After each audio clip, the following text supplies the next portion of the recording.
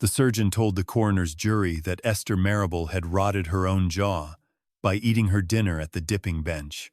Judith stood at the back of the room and was not permitted to answer. The jury took 4 minutes. By Saturday, the Gloucester paper had printed the surgeon's words and her sister's name, and no match works in the city would take a Marrable on the books. £16 of Esther's back wages were owing. Ambrose Trigg offered a deed instead. The Coldharbour match works, shut by the Board of Health in '55, its yard posted as unfit ground. Judith signed in Trigg's counting house and walked out to Coldharbour that afternoon. The splint room had lost its windows. The office had not. In a damp cupboard she found the old wage book, 4 years of it, ruled in a careful hand. There was a column at the right edge-headed jaws, a line for every worker every week. Every line read sound. The last 6 pages had been cut out close to the stitching. On the stub of one, a name survived, struck through twice in the same ink that had ruled the column. She held the stub up to the light from the doorway. 4 letters stood before the knife had gone through. Witsy. Judith put the book under her shawl. A carrier's cart had pulled up on the towpath outside. A man in a good coat was looking at the roofline the way a butcher looks at a beast. "Mr. Trigg's compliments," he said. "He'll take it back off you at £25. Save you the rates. He gave it me at 11 this morning. He'd give you 25 at 4. I've not been over the buildings yet. There's nothing to go over." He was not unkind about it. "Ground's poisoned, Mrs. It's bricks and nettles and a well you can't drink." She walked the 2 miles back into the city with the book against her ribs. It was the first thing she had owned outright since her father died. Walter Marrable had kept a drysalter shop in Southgate Street. Oils, dyestuffs, soda, salts of tin, whatever the trade came in wanting. He taught both his daughters to weigh. Judith could take a 1/16 of a grain off a brass pan by the shake of her wrist before she was 12. There was a drying stove in the back room. In winter he set her on a stool beside it with a thermometer and a ruled book, and she wrote down the heat every quarter of an hour from 7 in the morning until 3. If she let the fire run up, she got no supper. She had not thought that hard of him then, and did not think it now. He died in the spring of '52, owing more than the stock would cover. The scales came home with her because the broker judged them worn. Esther went to Trigg's that August, at 17, because Trigg's took girls. Judith followed her in October to keep her in sight. She stayed 7 years, first in the box room, then at the paste bench where the money was better. The glow was the part outsiders never believed. Coming up the lane on a winter evening, the dippers' aprons and cuffs shone a low green, and you could pick your own people out of a crowd by it. Esther used to draw on things with the paste on her finger. She wrote her name on the plaster over the bed one night, big and slanting, and the letters were still faintly there when Judith woke at 2. Her teeth began to loosen in the spring of '57. She hid it 11 months. Mr. Fouke, who was surgeon to the works and to the union both, looked in her mouth for a quarter of a minute. He told her to rinse with chloride of lime and keep off sweets. By the following autumn the swelling had come up under her ear, and the neighbors shut their doors when she passed in the court. Fouke said then that the bone would have to come out. Esther had watched a woman come back from that operation and would not have it. Judith did not press her hard enough, and there was no undoing it afterward. She died on the 9th of January, in the morning, sitting up because she could not lie flat. On the Tuesday after the inquest, Mrs. Dukes stood in the passage of the lodging house with her arms folded. "It's not me, Judith. It's the 2 young men on the top floor. They read the paper. How long have I got?" "Saturday." "I'm sorry." "I am." Judith spent that week asking for work at Prosser's, at the confectioner's in Barton Street, and at a laundry that wanted a strong woman. Each of them knew the name before she had finished saying it. On Monday morning she carried her box out along the towpath with the wage book on top of her father's scales. The gate cottage at Coldharbour had 2 rooms, a chimney full of jackdaw's sticks, and a board nailed across the yard gate in letters 6 inches high. By order of the Board of Health. These premises are unfit for the manufacture of lucifer matches. Somebody had thrown mud at the word UNFIT. She got the sticks out of the chimney with a rake and burned them. The first night she slept in her coat with the box across the doorway. The canal ran past the gate to sharpness, and the boats went by from before light. On the second morning, a woman on a laden barge stared at her the whole length of the frontage and then spat over the side into the water. By the fourth day, the boys from the cottages at the Pill had worked out that somebody was living there. A stone came through the paper she had put over the window and lay on the floor. She picked it up and set it on the sill, where it stayed for 2 years. Milk she got from a farm a mile up the lane, until the farmer's wife asked where she was living. Coldharbour, Judith said. The woman put the can down on the wrong side of the doorstep. Cows drying off, she said, and shut the door. March was wet. She had £4 11 shillings.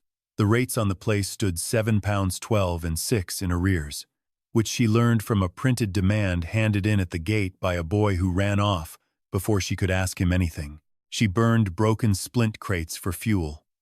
There were hundreds of them stacked in the splint room, forgotten, dry as tinder under the sound part of the roof, and she carried them across the yard, 4 at a time. On the 9th night, she could not sleep, and went out into the yard at about 1 o'clock. That was when she understood there was something wrong with the place. At Triggs, the drying loft never went dark. You could walk the length of it at midnight with no candle at all. The racks of dipped splints put out a light like the inside of a rotten log, and the walls held it, and the boards held it. The smell of garlic sat in your throat from the door onward. 15 years of dipping had soaked it in. Coldharbour's drying loft had run for 11 years. Judith stood at the top of the loft stair, with her candle blown out, and could not see her own hand. She went down and opened the dipping room. Nothing there either. The floor was rotten under the north window, and the frames had been carried off for firewood. There was no light in any of it. The air smelled of wet brick and rat and nothing else at all. She stood in the dark a long time with her heart going, because there were only 2 ways to read it. Either the trade she had spent 7 years in was wrong about what soaks into a building, or Coldharbour had not been dipping what everybody else dipped. In the morning she went back with the candle lit and looked at it properly.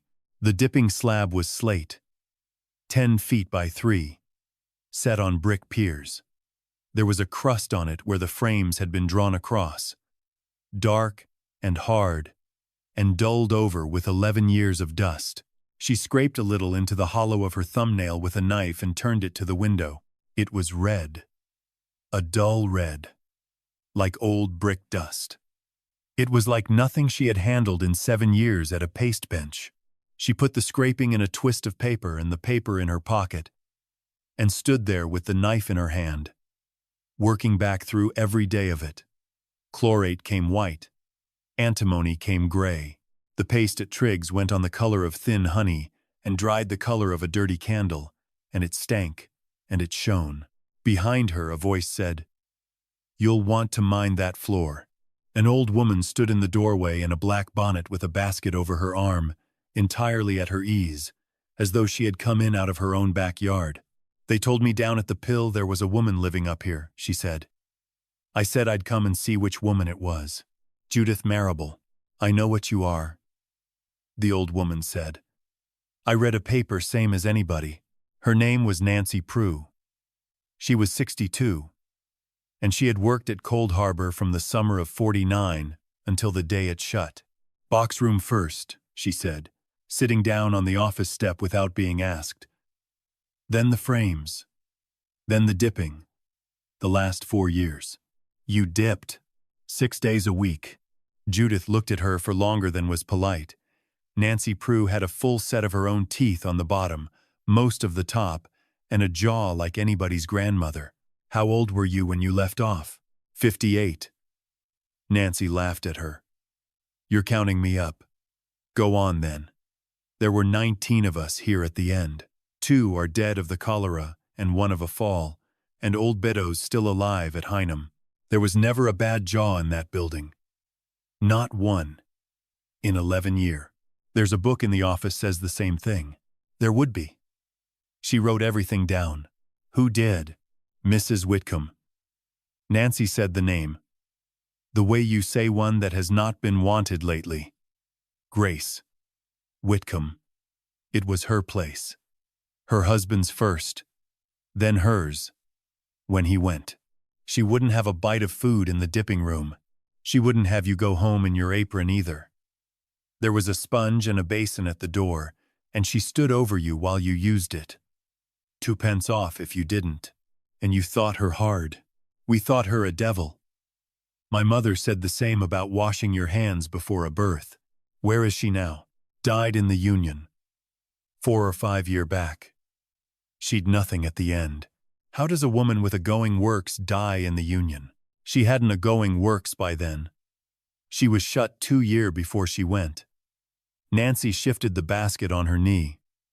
There was a cart came here twice in 54, before ever the board shut us. 2 men in a cart, and they took away boxes of paper out of that office. And she stood and watched them do it, and never said a word to any of us after. Whose men? How would I know whose men? I was on the frames. Judith did not sleep much that night. She spent April making one room fit to be in, because there was no investigating anything while she was wet through. The chimney drew once she had got a dead jackdaw and 40 years of soot out of it. She cut oiled paper for the window and tacked laths over it. The cottage roof wanted 11 slates. She took them one at a time off the splint room roof, which was going anyway, and did not fall off the ladder, which she counted as profit. Money came in through boxes. Procers in the island gave out chip and paper to be made up at home, at 2p the gross, string and paste found by the worker. Judith did 6 gross a day at first, and 9 when her fingers hardened. Her hands cracked at the knuckles, and stayed cracked all summer. Nancy came up twice a week, and made boxes with her on the office step, and told her things without being asked. She trued the brass scales in the 2nd week of April. The beam had a wear on the knife edge. She set it on the sill in the light, and worked it with a scrap of emery and her father's oilstone until it swung level and stayed level. Then she ruled the first page of a new book. It was a habit. And it was also the only thing she knew how to do about any of it. Date, hour, weather, what she had done, what it had cost. She copied Grace Whitcomb's column headings across the top of her own page, jaws and all, and left that column empty. There was nobody working at Coldharbour to inspect. On the last Saturday in April, the man in the good coat came back and stood at the gate rather than come in. £40, he said. Why? Because he don't like the look of you sat up here. Tell him I'm making boxes. He knows what you're making. He looked past her at the buildings and the drowned yard. £40 is a deal of money for nettles, missus. Think on it. I'll think on it if he'll tell me why he's frightened of nettles.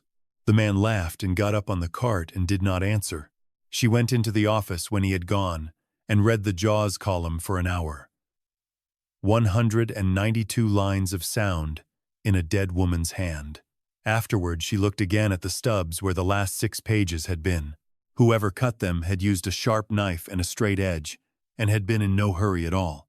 The office cupboard had a second shelf that she had taken for empty, because it sat above her eyeline. In May, standing on a crate to get at a wasp's nest, she found a bundle of counterfoils and delivery notes tied with tape, and a flat sample book with the boards warped open. She took them out to the step and worked through them with her thumb. Inside a quarter of an hour, her father was in the yard with her, 20 years dead and talking prices. Carriage notes from the Midland. Splint wood from the forest. Glue, chlorate of potash, sulphuret of antimony, gum, whiting. All of it ordinary. All of it at the ordinary money. And then, 11 times over 5 years. From Fripp and Bowen of Broad Street, Birmingham, phosphorus, amorphous, £4. The price was 11 shillings and 3p the pound. Common phosphorus, the stuff she had stirred into paste for 7 years by the stone, stood at 2 and 9. She sat with the note on her knee and read the word amorphous again, and something at the back of her head turned over and settled. Her father had sold phosphorus. It came in water, in a stoppered jar. If it came out of the water, it burned. It was the color of a candle end and it stank of garlic, and you handled it under the water with a knife and nothing else. She had never in her life heard of a red one. The sample book was worse and better. 30 pages of coarse gray paper, each ruled into squares, and every square had a smear of something brushed on it with a number and a date. Some of the smears were nearly gone. One of them, when she drew a splint across it hard, made a scratch, and no more. She had none of Grace Whitcomb's matches to try on it. She looked for 4 days and did not find any. What she found instead was the state of the roof. The dipping room's south slope was open to the sky over a run of 15 feet. The rain went straight down onto the joists that carried the drying loft. And by June, there would be no drying loft. She walked to the wharf at the Pill and asked what a tarpaulin cost and came away sick. John Barrow carried coal and stone on a boat called the Alice Mary and lived on it with a dog and no wife. He heard her out from the counter with his arms folded. 2 tarpaulins is 38 shilling, he said. You've not got 38 shilling. No. What have you got? 9 and 4, and boxes coming in Friday. He thought about it in no hurry. The way boatmen do everything. I'll bring them Thursday. You'll pay me 2 shilling a week till it's done. If you die of it, I'll take them back off the roof and no hard feelings. That's fair. It's not fair. It's 12 pence in the pound over the year. He whistled the dog up. Fair's what you'd get from a bank. And no bank's coming down this cut for you.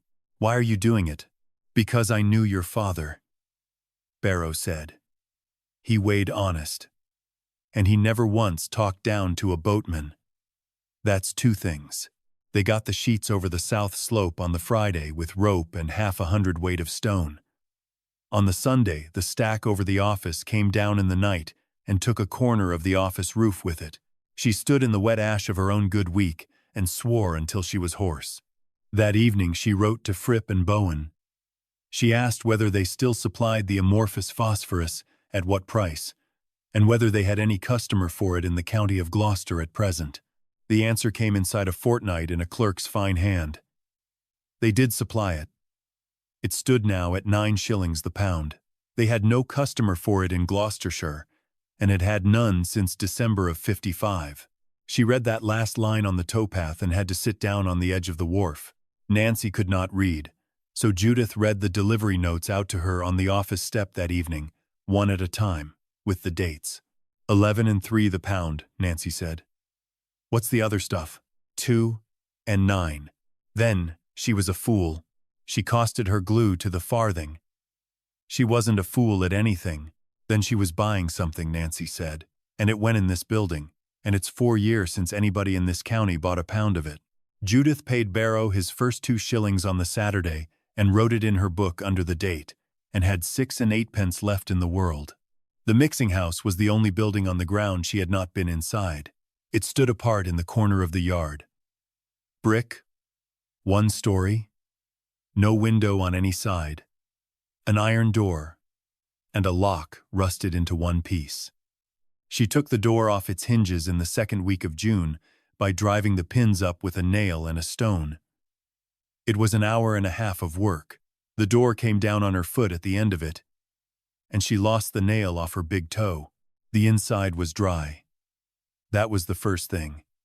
11 years shut, and the floor was dry, and the air smelled faintly of turpentine, and mostly of nothing at all.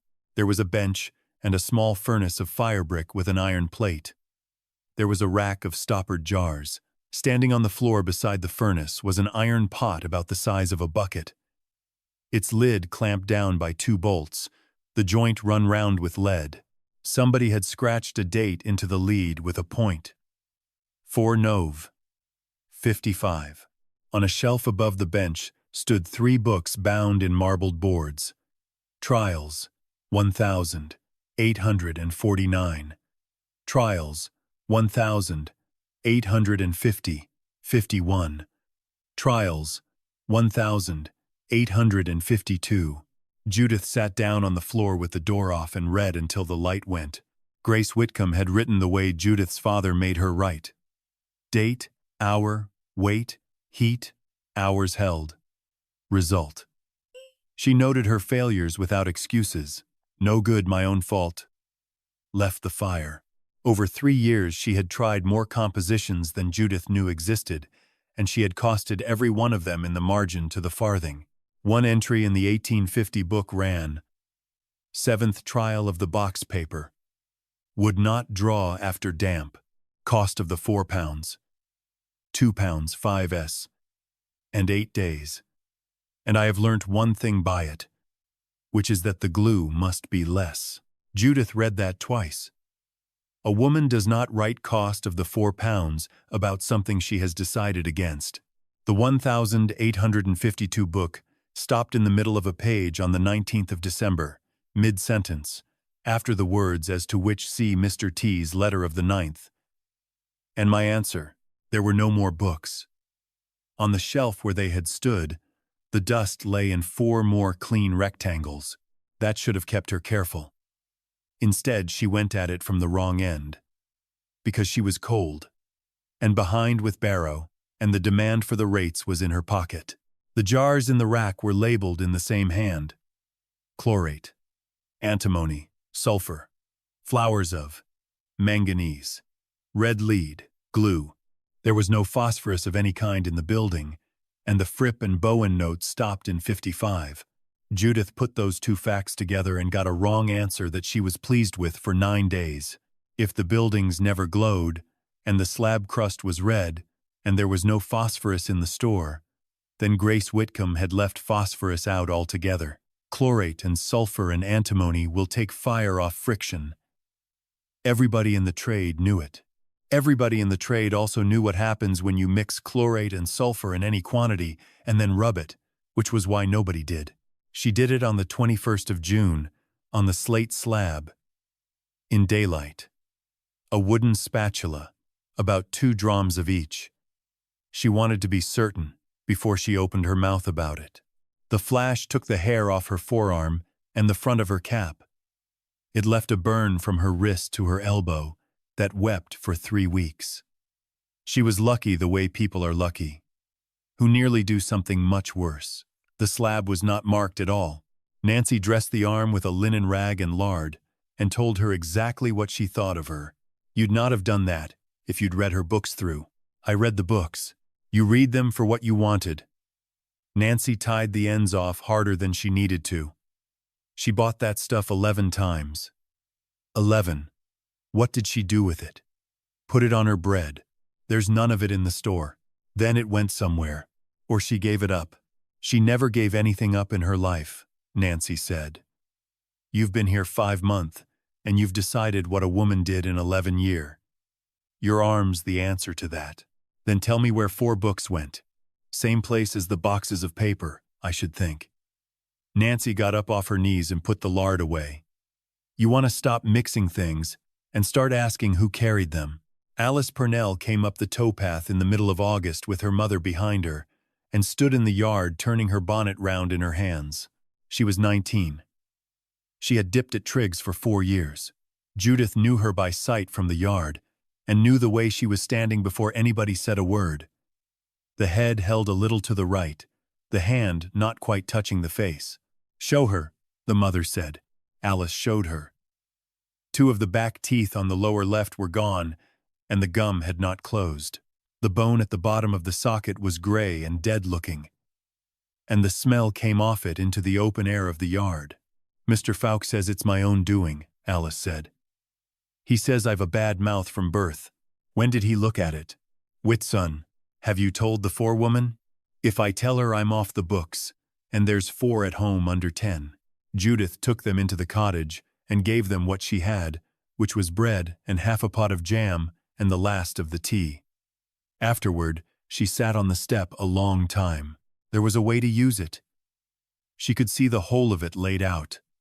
Alice in front of the Board of Health with her mouth open, the paper there to write it up, and Trigg, on the same board, having to sit through it. It would be the loudest thing that happened in the city that year. It would also finish Alice. Off the books at Triggs meant off the books everywhere. And 4 children under 10. And a mother who took in washing.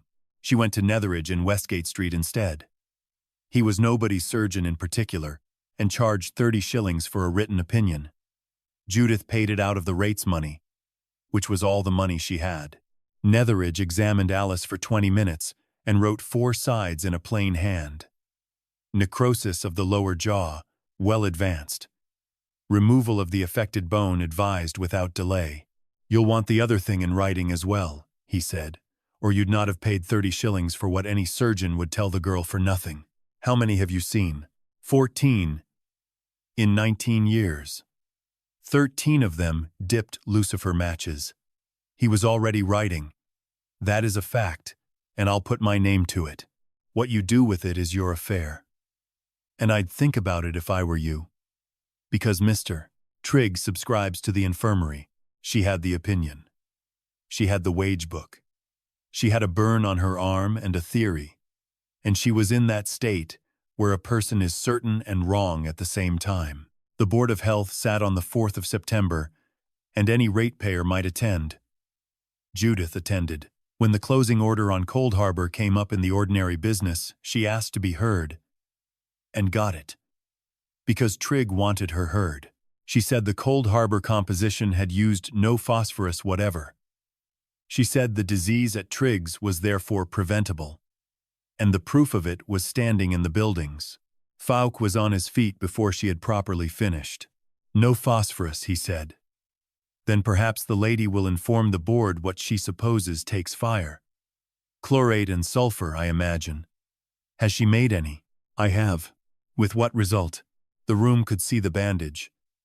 She had come with her sleeve down over it, and it had not been enough. You have burned yourself with the very mixture you offer this board as a public benefit, Fouke said. I say nothing of Miss Marrable's sister. That case is before the coroner's court and is closed. Trigg said nothing at all, which was worse. His man was waiting for her on the pavement outside with the cart, in no hurry, as if the whole afternoon had been arranged for his convenience. £60, he said. He'll go to 60 and pay the arrears on top, and you can be out of it by Michaelmas with money in your hand. Judith stood and let herself want it for about 4 seconds. £60 and the rates paid was a shop, a room over it, a life somewhere nobody had read the paper. Why 60? She said. You told me in April it was nettles. You'd do better to take the money than to ask me questions I'm not paid to answer. Tell him no. He'll not ask a 3rd time. Then he'll be spared the trouble of hearing it again.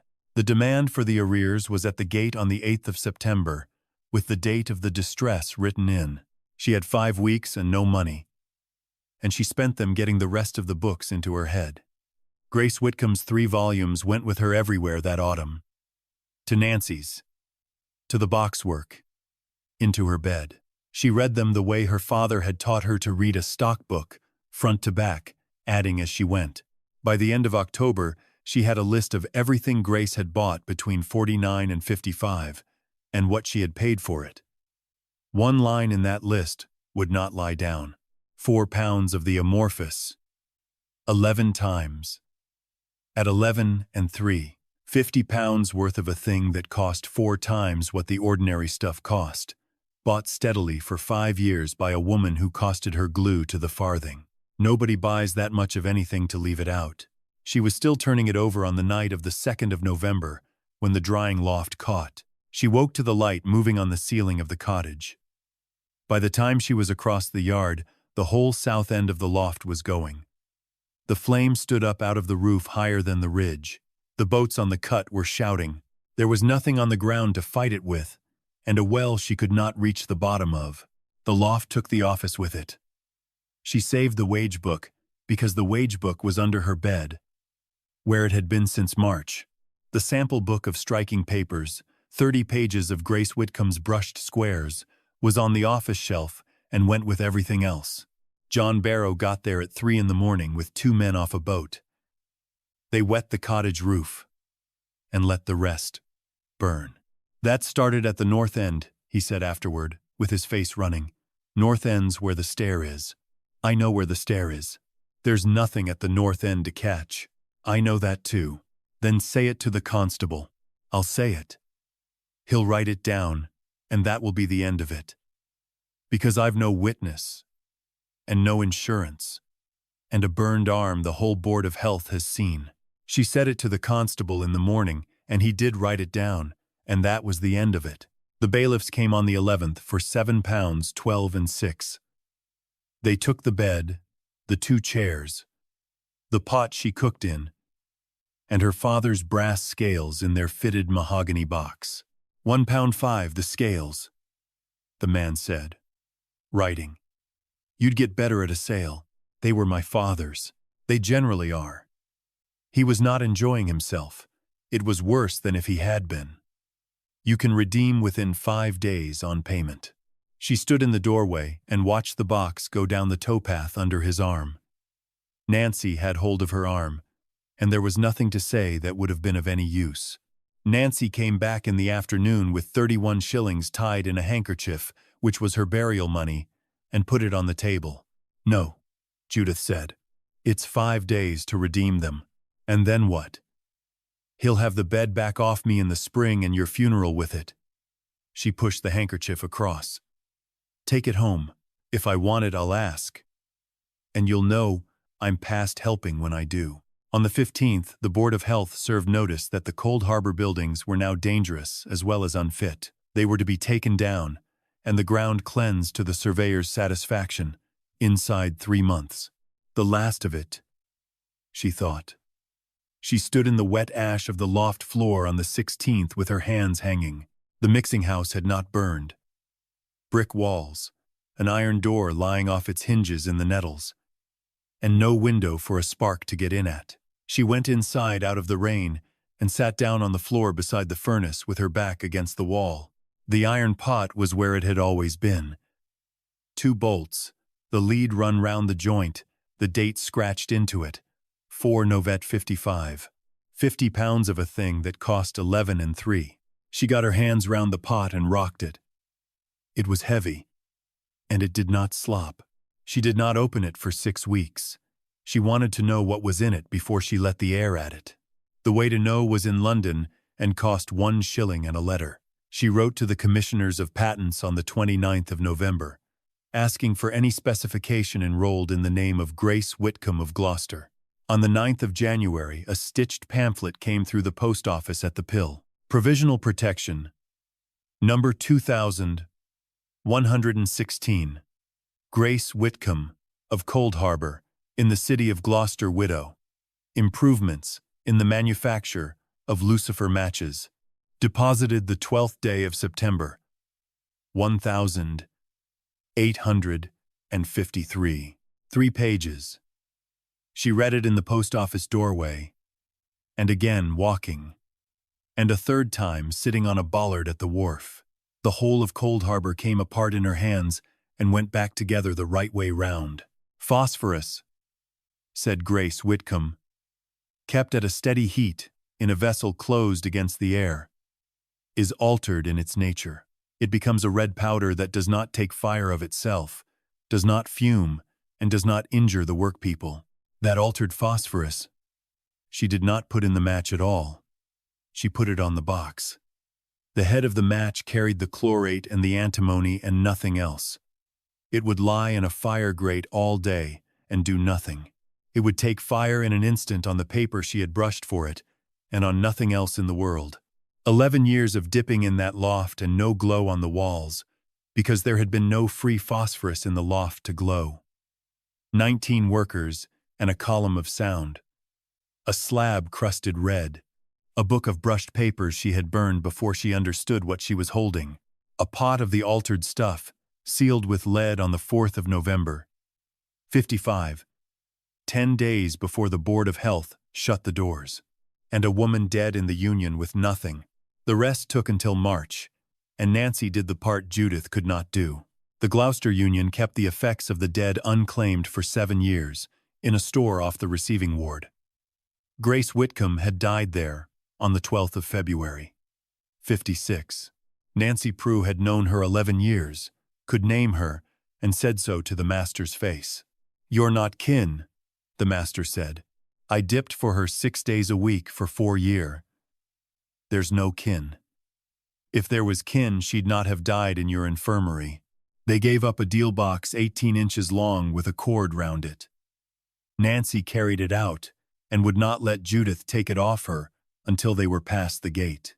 Inside, a wedding ring, a testament, a burial card for Thomas Whitcomb, one bound volume marked Trials, 1,850, 355, and a bundle of 9 letters. 2 of the letters were from Ambrose Trigg.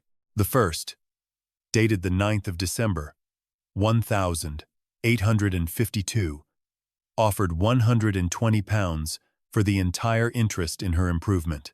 It required also her undertaking to make no lucifer matches within 30 miles of the city for the term of 14 years. The second, dated the 3rd of March, 1,854, was 4 lines long. He required by the hand of the bearer the whole of her trial books, the specification as deposited, and the papers of her striking surface. He trusted she recollected the terms of the deed. The deed lay under them, engrossed and stamped, dated the 21st of October, 1,853, with her signature and his. The volume of trials for 53 to 55 had 6 pages cut out at the front, close to the stitching. Judith carried it out to Coldharbour and laid the 6 loose sheets from Grace's box against the 6 stubs in the wage book. The knife cuts fitted, tooth for tooth, the whole way along. She lit the furnace in the mixing house on the last Tuesday in March. The first time she ran the heat too high, cracked the pot, and lost the charge. The second time she let the fire down between 2 and 4 in the morning and had nothing after 11 hours but yellow sludge. The third time she sat on a crate with a thermometer and a ruled book and wrote the heat every quarter of an hour from 9 at night until 7 in the morning, the way she had learned it before she was 12. At 7 she broke the seal and tipped out 1.5 pounds of dull red powder. It did not fume, it did not stink, it threw no light at all. She brushed a paper with it and let it dry, then cut a splint, dipped the end in chlorate and antimony, and drew it once across the paper. It lit. Nancy had come up at 6 and was standing in the doorway with the tea she had brought in a can. "Well," she said after a while, "there she is. Alice Purnell died on the 6th of March, 1,861, 14 months after Netheridge took the left side of her jaw away, of a thing that had gone into her blood and would not be stopped." Mr. Hulbert opened the inquest at the Ship in Southgate Street on the 9th. This time, Judith Marrable was not standing at the back of the room. Netheridge had written to the coroner. Alice's mother had made her mark on a statement. The jury were 15 tradesmen. Ambrose Trigg sat at the end of the front bench with folk beside him and his hat on his knee. Fowkey gave his evidence first and gave it well. The disease was known to be connected with the trade. It was also known to attend upon uncleanliness, upon decayed teeth, upon neglect of the mouth. No manufacturer could be answerable for what a girl did with her own dinner. "Mr. Fowkey," the coroner said, "is there a manufacture of matches that does not produce this disease?" "None in practical use in this country, sir." Judith was sworn after him. She had 11 things on the table in front of her, and she took them in the order she had ruled out on the inside cover of her book the night before. The printed specification, deposited September 1,853, in the name of Grace Whitcomb, widow of Coldharbour. The coroner read it through himself and passed it to the foreman. Trigg's letter of December 1,852, offering £120, and the covenant. Trigg's letter of March 1,854, requiring the books and the papers by the hand of the bearer. the deed with his signature on it, the trial volume and the wage book, with the 6 cut pages laid against the 6 stubs, so that the jury came up 2 at a time and saw the knife line run through. Nancy Prue, 64 years old. Sworn, who had dipped at Coldharbour 4 years and opened her mouth for the jury when the foreman asked her to. Ellis Beddoe of Hynham, 71, who had cut splints there for 6. Fripp and Bowen's letter, saying they had sold no amorphous phosphorus in the county of Gloucester since December 1855. And this last, Judith said. She set 2 boxes on the coroner's table, one of Trigg's ordinary lucifers and one of her own, with a jar of Trigg's paste and a jar of her powder beside them. She asked that the shutters be closed. They closed them. Trigg's jar sat in the dark with a pale green light lying on the surface of it, plain to every man in the room. The other jar was a hole in the air. Then she opened the shutters and passed her box to the foreman and asked him to strike one on the sole of his boot. He struck it 4 times and looked at her. She asked him to strike it on the paper at the side of the box. It went off first draw, and the man behind him laughed out loud and then stopped himself. Folk asked to be recalled at 4:30. He had read the specification during the adjournment. He said, standing, that he had been shown nothing of it at any time. If such a manufacture had been in use in the city in 1853, he had not been told of it. In his judgment, a works using it could not produce the disease at all. He sat down without looking at the man beside him. Trigg was not on trial and knew it. He answered the coroner's questions in a level voice for 40 minutes. He had bought an improvement in 1852. He had not worked it. He was under no obligation to work it. The trade was a hard one, and the public would have its matches at 3 pence the dozen boxes. "You bought the trial books as well," the coroner said. "I bought the entire interest. You required them by letter. You have not produced them. They were destroyed, I believe, in the ordinary way. 6 pages of one of them are on this table," said Mr. Hulbert. "Can you tell the jury who cut them out?" "I cannot." "Can you tell them why a book you say was destroyed was cut before it was destroyed?" Trigg looked at the table for a moment. "I kept no account of it." "You kept an account of everything else," the coroner said, and let him sit down. The jury were out 50 minutes. Death from blood poisoning following necrosis of the jaw, contracted in the deceased's employment. The foreman read the rider in a flat voice. The disease was preventable. A manufacture free from it had been known in the city since 1853.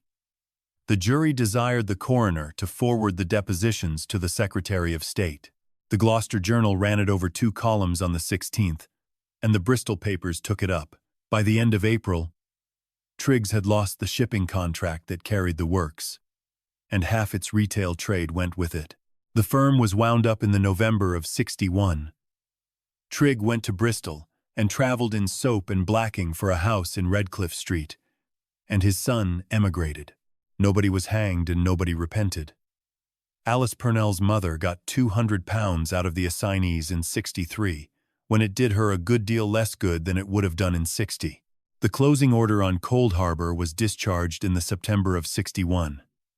The city surveyor came out with Judith and a bucket and satisfied himself that the ground carried nothing worse than brick dust. He had the printed specification in his pocket. "You understand this is the same board that shut it," he said. "It's the same buildings, too." The protection on the specification had run 6 months and been left to lapse in the March of '54, which meant the process belonged to anybody in England able to work it. 2 men in England could work it. One of them was in Redcliffe Street selling blacking. They started with 8 hands in the mixing house and the rebuilt splint room, on money lent by Netheridge and by a corn factor named Sparrow who had read the inquest. The rates arrears were cleared out of the first £100 of it, and the whole loan was paid off in 3 years. John Barrow carried the first load down to Sharpness in September and would not take the freight for it. He took it the next time, and every time after, and married her in the spring of '63, which surprised the pill and did not surprise Nancy Prue. The boxes said Whitcomb's Safety Lights, and under it, in small letters, made at Coldharbour, Gloucester, by the process of Grace Whitcomb, widow, 1,853. They cost 3 farthings the dozen boxes more than Triggs had. They would not strike on a wall or a boot or a hot flue.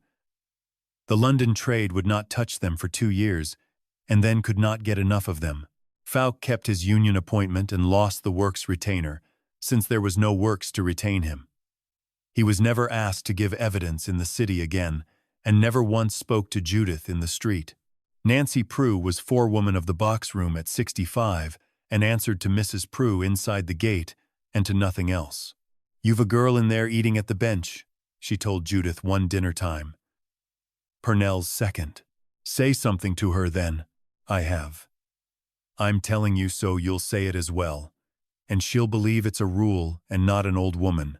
Alice Purnell's mother came in on the boxes in 62, and her eldest girl after her.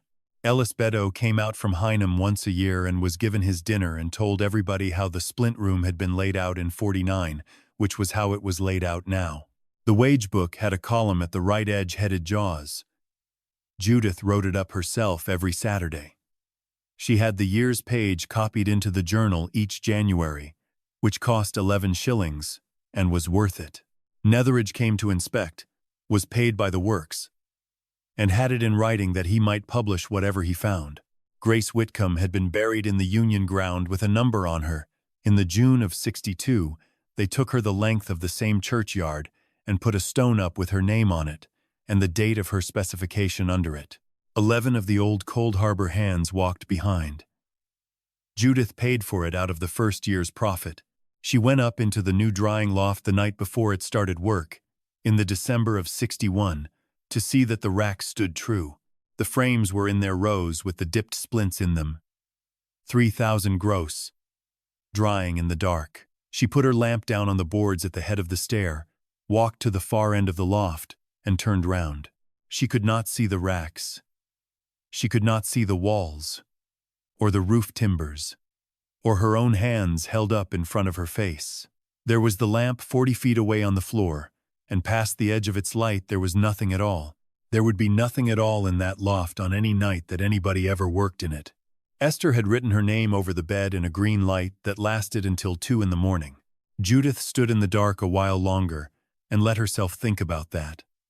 Then she went and picked up the lamp and went down the stair to lock the gate.